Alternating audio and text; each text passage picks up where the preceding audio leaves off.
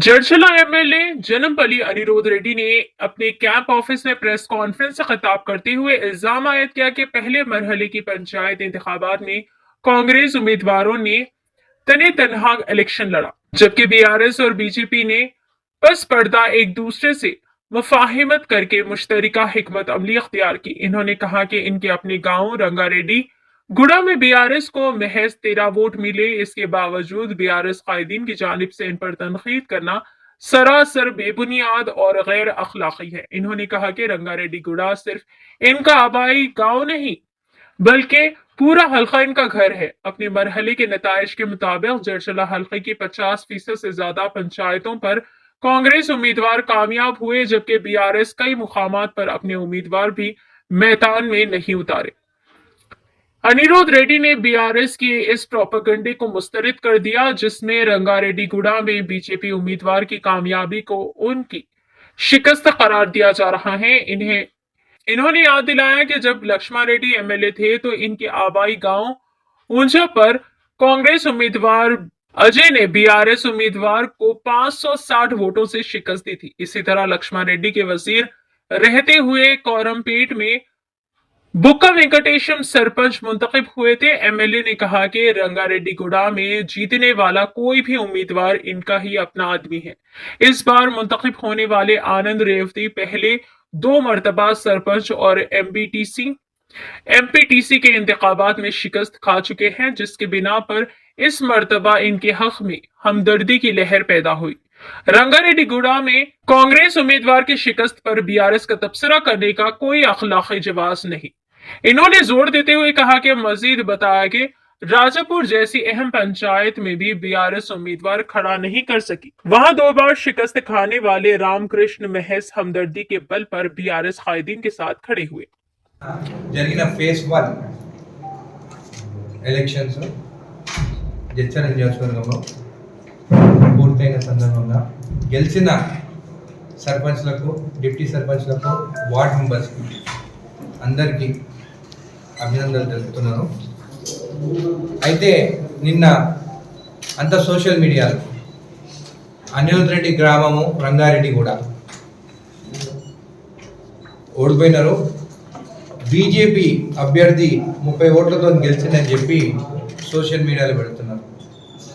అనిరుద్ధ్ రెడ్డి గ్రామం రంగారెడ్డి కూడా ఒక్కటే కాదు, మొత్తం నియోజకవర్గంలో ఉన్న గ్రామాలన్నీ నా గ్రామాలు. ఒక ఎమ్మెల్యేగా ఉన్నప్పుడు ఐ రిప్రజెంట్ టోటల్ కాన్స్టిట్యున్సీ. అట్లా చూస్తే మళ్ళీ రంగారెడ్డిగూడెం పక్కన ఉన్న గుండపట్టపల్లి నా గ్రామమే, అక్కడ గెలుస్తాం. బీబీ నగర్ తాండలో గెలుస్తాం, పక్కన ఉన్న తాండ అగ్రహారం పుట్టపల్లిలో గెలుస్తాం. మా నాయనమ్మ పేరున్న సింగమ్మగూడ తాండలో కూడా మేమే గెలుస్తాం. అయితే వీళ్ళు కావాలని గ్రూప్లల్లో బీఆర్ఎస్ వాళ్ళు ఎమ్మెల్యే గ్రామంలో ఓడిపోయినాను పెడుతున్నారు. నేను బీఆర్ఎస్ వాళ్ళని ఒకటే అడుగుతున్నాను, 3 క్యాండిడేట్లు నిలబడ్డారు కదా రంగారెడ్డిగూడెంలో, కాంగ్రెస్, బీఆర్ఎస్, బీజేపీ. మళ్ళీ మీ క్యాండిడేట్కి ఎన్ని ఓట్లు వచ్చినాయి? 13 ఓట్ల.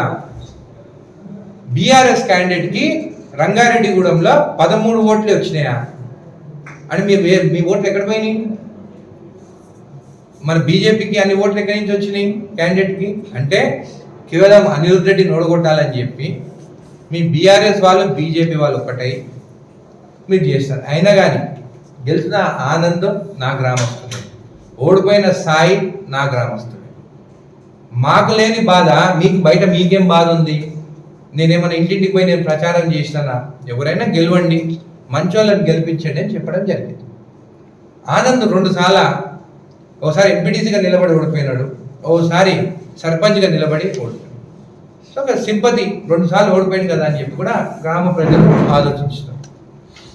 మరి ఇదే గ్రామానికి నా సొంత గ్రామము 3 సార్లు లాస్ట్ 3 టర్మ్స్ ఎంపీటీసీలు కానీ సర్పంచ్ని గెలిపించాను. నేను ఎవరైతే క్యాండిడేట్ వాళ్ళకి మా అమ్మని గెలిపించినప్పుడు విలాసాక స్పాంజైరన్ ఫ్యాక్టరీ బంద్ చేపిస్తాను, పొల్యూషన్ వస్తుందని చెప్పి కూడా చెప్పడం జరిగింది. నేను గ్రీన్ ట్రిబ్యునల్ పోయినాను, కోర్టులో గెలుస్తాను, ఫ్యాక్టరీ షిఫ్ట్ కావాలని చెప్పేసి. కానీ వాళ్ళకి అలాట్మెంట్ ఇంకా ల్యాండ్ వేరే దగ్గర కాలేదు కాబట్టి అది షిఫ్ట్ కాలేదు. సో ప్రజలు కూడా ఏమనుకుంటున్నారంటే అరే షిఫ్ట్ చేస్తా అని చెప్పి ఎమ్మెల్యే 2 ఏళ్ళు అయింది కూడా మీరు ఎందుకు ఫ్యాక్టరీ షిఫ్ట్ కాలేదని కూడా వాళ్ళకు ఒక డౌట్ ఉండే. సో అది నిన్న ఎలక్షన్స్ అయిన తర్వాత ఇది బయటకు వచ్చింది.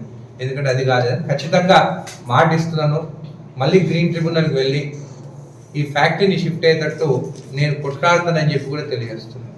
ఇదే కాకుండా గ్రామానికి ఒక సబ్స్టేషన్ శాంక్షన్ చేయించిన నేను ఎమ్మెల్యే అయిన తర్వాత 3.5 కోట్లది. ఎస్సీ సబ్ ప్లాన్లో సిమెంట్ రోడ్స్ 90 lakh రూపీస్ వరకు శాంక్షన్ అయింది, రోడ్లు చేస్తున్నారు. ఎస్సీ కాలనీలో సిఎస్ఆర్ యాక్టివిటీతో 25 లక్షలతోని అంగన్వాడీ బిల్డింగ్ కట్టినాము, స్కూల్లో డైనింగ్ బిల్డింగ్ కట్టిస్తున్నాము. ఇవన్నీ తెచ్చిన తర్వాత కూడా ఈరోజు ఈ పరిస్థితి వచ్చిందంటే ఇది సింబల్ లేని, అంటే పార్టీ సింబల్ లేని ఎలక్షన్స్. ఇది ఇండివిజువాలిటీ పైన ఉంటుంది, అంటే ఎవరు ఇండివిజువల్ క్యాండిడేట్ ఎవరు మంచి ఉంటాడు అనేది దానిపైన ఉంటుంది. ఏం చేయి గుర్తు అక్కడ కారు గుర్తు కాదు. 13 ఓట్లు వచ్చిన బీఆర్ఎస్ వాళ్ళు మీరు తలకాయలు ఎక్కడ పెట్టుకుంటారు? మీరా నా గురించి మాట్లాడేది? మళ్ళా రాజాపూర్లో మీ క్యాండిడేట్ లేకపోయిండే, రాజాపూర్ హెడ్ క్వార్టర్సా మీ బీఆర్ఎస్ క్యాండిడేట్ ఎక్కడ పోయిండు? ఎవరు సపోర్ట్ చేస్తారు? అక్కడ నిలబడ్డ క్యాండిడేట్ 2 సార్లు ఓడిపోతే ఆయనకు సింపతి ఉన్నది. ఆయన సింపతి మీద ఆయన గెలుస్తారని చెప్పి ఆయన పక్కనే నిలబడ్డారు. మీ వల్ల ఆయన ఏం గెలవలేదు, ఆయన ఇండివిజువాలిటీతోనే రాజాపూర్లో గెలిచింది. అది కూడా మా కాదా అని చెప్పి మాట్లాడుకుంటున్నారు. అసలు నిన్న మీరు ఎలక్షన్స్ అయిన తర్వాత మీరు ఫోటోలు దిగిందంటే చూసుకున్నారా? బీఆర్ఎస్ బీజేపీ ఇద్దరు పక్క నిలబడి ఫోటోలు దిగుతున్నారు. అంటే కేవలం అనిరుద్ రెడ్డి ఒక రాష్ట్రంలో ఒక ఎమ్మెల్యేగా ఒక మంచి పేరు వస్తుంది, నేను ఎట్లా దెబ్బ కొట్టాలనేది ప్లాన్ చేసింది తప్ప అక్కడ మీరు ఇండివిజువల్గా బీఆర్ఎస్ కానీ బీజేపీ సపరేట్గా నిలబడి మీ సత్తా చూపించుకునే ఎలక్షన్ కాదు ఇది. మీరు సత్తా చూపించుకోలేకపోయినారు. మళ్ళా మొత్తం నిన్న 82 గ్రామ పంచాయతీ ఎలక్షన్స్ జరిగింది. అంటే నవాపేట, రాజాపూరు, దాని తర్వాత ఊరుకొండ. మళ్ళీ ఊరుకొండల 16 గ్రామ పంచాయతీలు ఉంటే 10 మేము గెలిచినాం. ఒకటి అక్కడ ఇండిపెండెంట్ గెలుస్తున్నారు, దాని తర్వాత బీజేపీ 2 గెలుస్తున్నారు, బీఆర్ఎస్ గెలుస్తున్నారు. మళ్ళా నవాపేటలో దాదాపు 42 గ్రామ పంచాయతీ ఎలక్షన్స్ జరిగితే మేము 23 గెలుస్తున్నాం. దాంట్లో తక్కిన ఇండిపెండెంట్ గెలుస్తున్నారు, బీజేపీ వాళ్ళు ఉన్నారు, కొంతమంది దాంట్లో బీఆర్ఎస్ వాళ్ళు ఉన్నారు. మళ్ళీ మీరు మాకన్నా ఎక్కువ గెలుస్తున్నారు. మొత్తం 3 క్యాలిక్యులేట్ చేస్తే 38 సర్పంచులు కాంగ్రెస్ గెలుస్తారు 82. తక్కిన మీ ఇండిపెండెంట్ ఎమ్మెల్యేస్ ఉన్నారు, ఇండిపెండెంట్ సర్పంచ్ ఉన్నారు, బీజేపీ సర్పంచ్ ఉన్నారు, మళ్ళా బీఆర్ఎస్ సర్పంచ్. అంటే 50% మేము గెలిచి మీరు కావాలని మా గీరుడు అని చెప్పేసి ఫోటోలు పెడుతున్నారు మీ నాయకుడిని. మరి మీ నాయకుడు మినిస్టర్ ఉన్నప్పుడు జడ్చల బుక్క వెంకటేశ్వర గెలిచింది కదా, ఆయన గెలిచి మినిస్టర్ ఉండే కదా, మినిస్టర్ ఉన్నప్పుడే జడ్చల సర్పంచ్ ఆయన గెలిచిండు కదా, 40,000 మెజారిటీతో గెలిచిండు. ఇప్పుడు నేను చెప్తున్నా, నా ఊరు ఓడిపోయిందని మీరు అంటున్నారు కదా, వచ్చేసరికి ఎట్లయితే మీ నాయకుడు ఆ రోజు 44,000తో గెలిచిండో ఇక్కడ సర్పంచ్ ఓడిపోయి, అప్పుడు ఆవంచల కూడా ఓడిపోయింది కదా. ఆవంచల ఈయన ఎమ్మెల్యేగా గెలిచిన తర్వాత 2018 తర్వాత 2019 ఎలక్షన్స్ వల్ల ఈయన సొంత ఊరు, మీ నాయకుడు సొంత ఊర్లో 560 ఓట్లతో ఓడిపోయాడు. అక్కడ క్యాండిడేట్ మీ నాయకుడు క్యాండిడేట్ పైన 560 ఓట్ల మెజారిటీతో గెలిచిండు. ఇక్కడ మీరు ఇద్దరు ఒకటి అయింది కాబట్టి 30 ఓట్ల డిఫరెన్స్ వచ్చింది. అయినా కానీ నేను ఎవరైనా గెలిస్తే మంచిదని చెప్పి నేను ఇంటింటికి తిరిగి నేను ప్రచారం చేసింది లేదు ఇక్కడ. అయినా కానీ నేను చెప్తున్నాను, రంగారెడ్డి ప్రజలకి, నా కొడుకు కూడా చెప్పినాను, నేను నా సొంత ఊరు, ఆ ఒక్క ఊరు వల్లనే నాకు అమెరికాకు పోయి నాకు జాబు అక్కడ చేసుకునేది అనుకుంటే కూడా ఆ రంగారెడ్డి కూడా మీద ప్రేమతోనే నేను బయటికి కూడా ఎక్కడికి పోలేదు. నేను నా కొడుకు కూడా చెప్పాను, నేను చచ్చిపోతే కూడా రంగారెడ్డి కూడా ఉన్నాయి, నన్ను అక్కడ ఏది ఉన్నా అక్కడనే జరిపించాలని చెప్పి కూడా నా కొడుకు కూడా చెప్పినాను, అంతిమ సంస్కారంగా ఏదున్నా. కాబట్టి ఈరోజు మా గ్రామ ప్రజలకు కూడా చెప్తున్నాను, మన ఊర్లో జరిగేటిది బయట వాళ్ళు దాన్ని అడ్వాంటేజ్గా తీసుకొని మనం నెగిటివ్ చేయాలని చూస్తున్నాం. అయినా కానీ తీర్పు వచ్చింది, నేను మీకు సహకరిస్తాను, ఎవరు గెలిచినా కానీ గ్రామం అభివృద్ధిలో ముందుకు తీసుకెళ్దాము రంగారెడ్డి కూడా అని చెప్పి కూడా తెలియజేస్తున్నాను. ఇంకా సెకండ్ ఫేజ్, థర్డ్ ఫేజ్ ఉంది.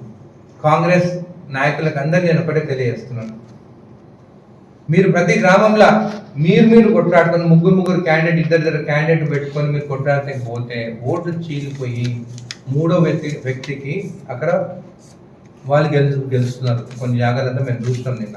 కాబట్టి దయచేసి ఈ second phase, third phase elections పోయే గ్రామాలలో మీరందరూ కలిసి కూర్చొని ఇంకా టైం ఉంది కాబట్టి ఒకరికొకరు మీరు మాట్లాడుకొని మీరు కొట్లాడితే ఖచ్చితంగా మెజారిటీ సీట్స్ సెకండ్ థర్డ్లో కూడా మనమే గెలుస్తాము.